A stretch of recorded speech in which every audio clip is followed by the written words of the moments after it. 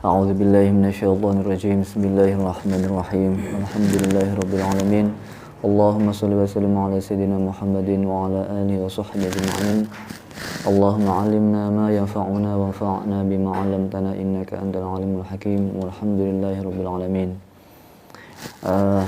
Kita membahas tentang kalimat yang populer ya. Kalau bahasa Jawanya itu salah kaprah. Salah tapi dianggap benar sehingga menjadi kaprah. Salah kaprah. Dan dalam bahasa saja ada yang keliru, apalagi dalam istilah-istilah. Dalam bahasa Indonesia ada yang keliru, dalam bahasa Arab ada yang keliru, dan dalam mindset kalimat populer pun banyak yang keliru. Kalau di Indonesia kan sudah sering saya sampaikan PP, pulang pergi kan keliru. Mestinya pergi pulang. Bahasa Arab kan zahaban wa iyaban. Kalau pulang pergi kan kapan pulangnya kan? Pulang pergi lagi, jadi nggak pernah di rumah. Pulang pergi ya pergi terus. Makanya saya pergi terus pulang diam gitu loh. Dia pulang pergi kan akhirnya pergi terus. Mestinya pergi pulang. Kalau dalam bahasa Arab itu contohnya mabruk. Mabruk alfa mabruk itu keliru. Karena barokah mabruk artinya duduknya untuk onta. Mabruku nakoh, duduknya onta. Nah, mestinya mubarak. Ini saya dulu di waktu saya kuliah ada pelajaran at-tadribat al-lughawiyah. Itu 4 jilid, 1 tahun 1 jilid. Itu ada namanya al-akhta al-lughawiyah asy-syai'ah, kesalahan bahasa yang populer, ya, termasuk masuk di situ mabruk. Ini populer sekali di mana-mana. Bahkan orang Arab sendiri ngomong itu. Sampai ada nama perusahaan ya, nama catering atau usaha mabruk gitu. Mabruk apa gitu ya. Jadi sudah melekat di masyarakat. Padahal itu adalah salah. Nah, sama termasuk ada sesuatu yang ingin saya luruskan apa? Kenapa saya luruskan? Kalau saya urusan bahasa bukan wilayah saya dan itu sudah ada ahlinya, tapi ini mindset ya, karena ini menentukan masa depan dan menentukan gerak langkah serta pola pikir kita. Apa? Al-i'timadu 'ala nafsi asasun najah. Percaya diri. Kalau bahasa Arabnya itu bersandar, iktimad kan bersandar ya. Bersandar kepada diri, nafsu itu malah bukan diri, tapi nafsu kan. Kalau Al-Qur'an nafsu kan justru in nafsa la ammaratum bisu malahan justru. Hawa nafsu dan seterusnya itu. Justru nafsu itu enggak ada baiknya kecuali kalau diikuti kepada agama, diluruskan ke agama. Jadi bersandar kepada nafsu itu merupakan asas keberhasilan. Bersandar kepada jiwa atau diri. Bersandar kepada diri itu asas dasar orang berhasil. Sesungguhnya itu keliru. Mestinya itu yang kenyataannya adalah al-i'ti. Ini kenyataannya loh ya. Al-i'timadu 'alan nafsi asasul fasyal mestinya.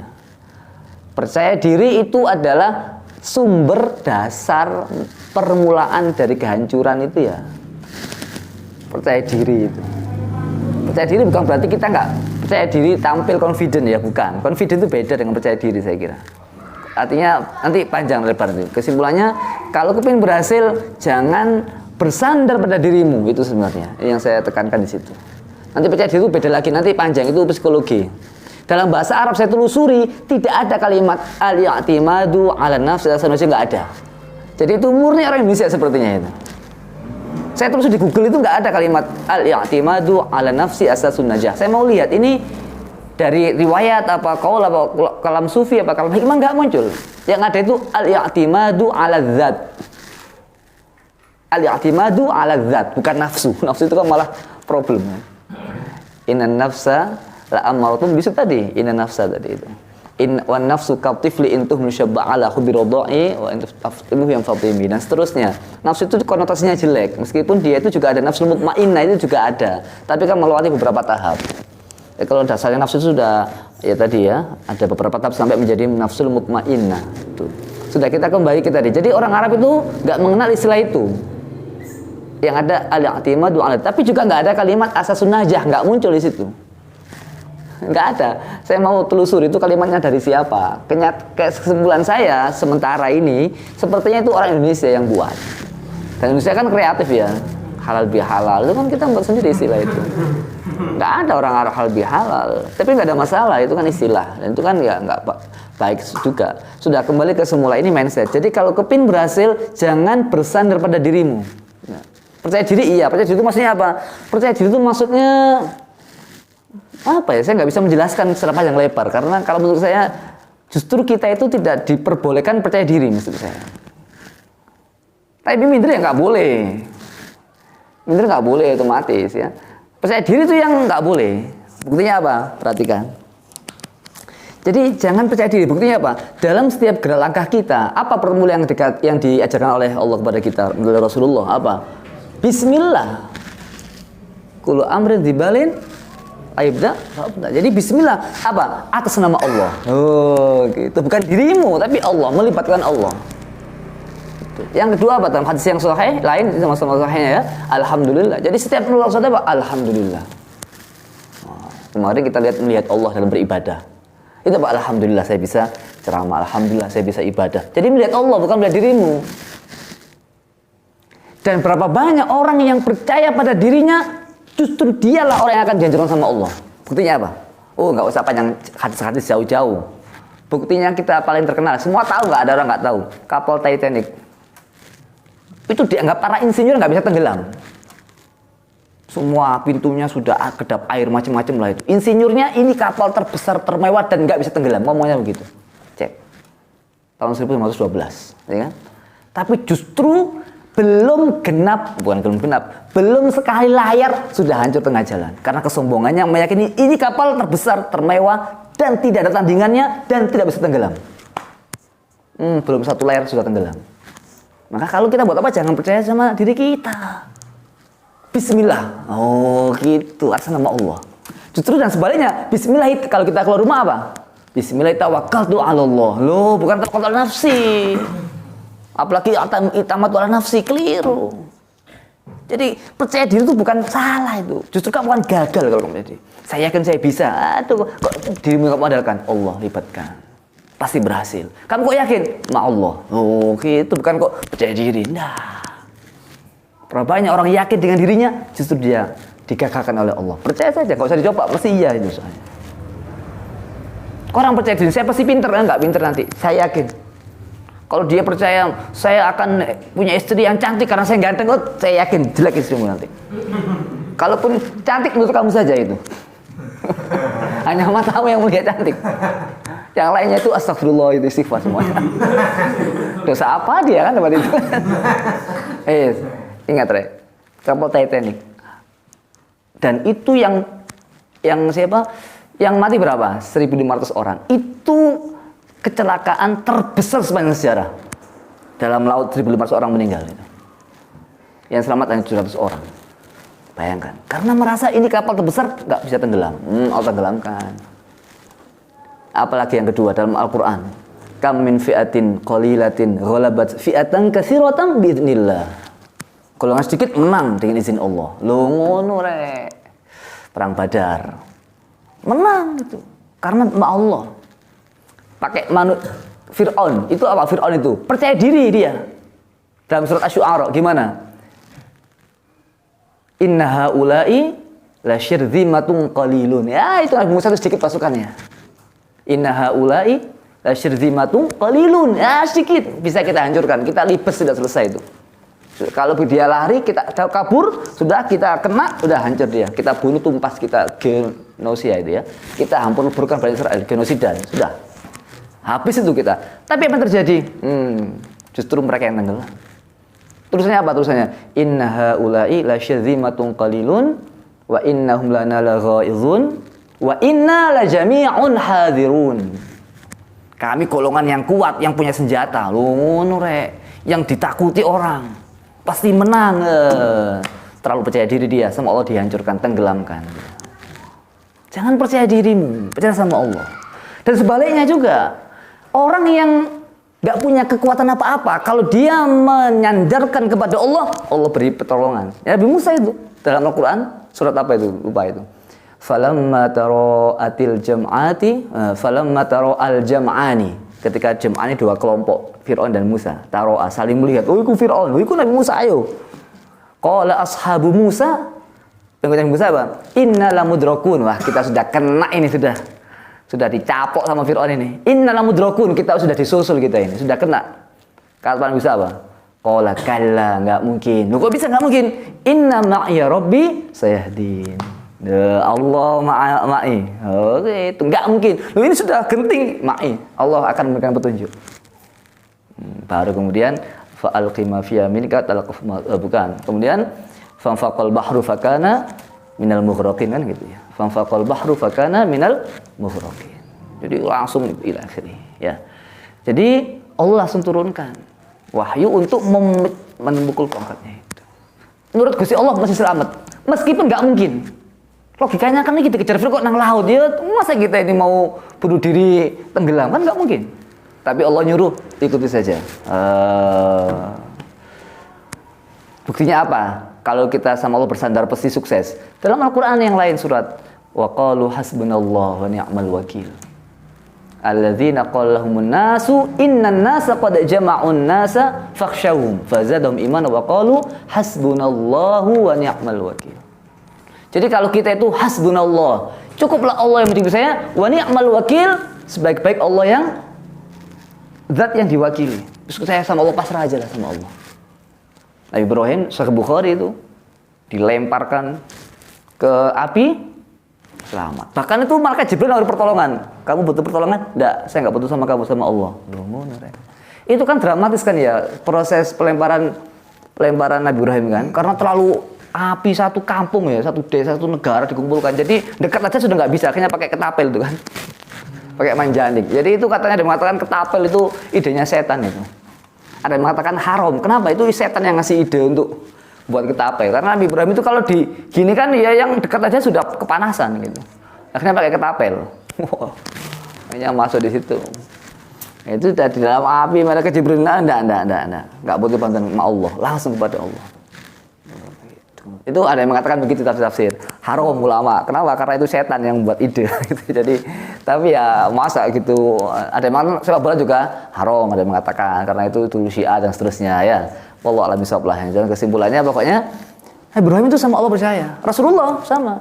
Innan nasa qad jama'u lakum, hai Rasulullah, manusia sudah kumpul untuk membunuh kamu Rasulullah. Hasbunallahu ni'mal wakil. Hanya Allah. Jadi bukan kok al-i'timadu ala nafsi asasun najah. Mana orang kafir? Saya ini laki-laki, enggak bisa. Saya kuat, saya bisa. Saya sukses, saya hebat. Aduh, itu tambah justru yang paling kecil nanti dia itu. Hasbunallahu ni'mal wakil. Kalau sebuah hadis dibuktikan saja. Barang saya membaca hasbiyallahu la ilaha illallah tawakkaltu, latif itu ya. Hasbiyallahu la ilaha illahu alaihi tawakkaltu. Lupa yang ini, bagi dibaca. Alaihi tawakkaltu rasul azim, masyaallah itu ya. Hasbiyallahu la ilaha illallah tawakkaltu rasul azim. Baca itu 7 kali atau riwayat hasbunallahu wakil cukup ya. Hasbunallahu wakil itu 7 kali dibaca pagi sore, kamu pasti dikasih rezeki sama Allah.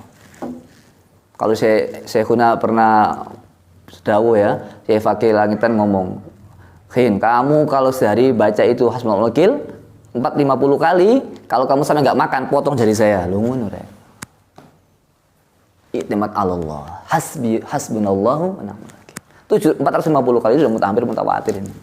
Baca itu 450 kali enggak mungkin enggak makan. Saya guna sampai saya enggak makan, potong jari saya. Lu ngono rek. Kiai-kiai itu taruhannya jarinya. Wah lah. Kamu kuliah enggak sih ngomong ngono? Kuliah gak sukses, potong jari saya. Enggak ana rek. Iya enggak? Tapi ya kuliah tetap harus. Ya kuliah kan.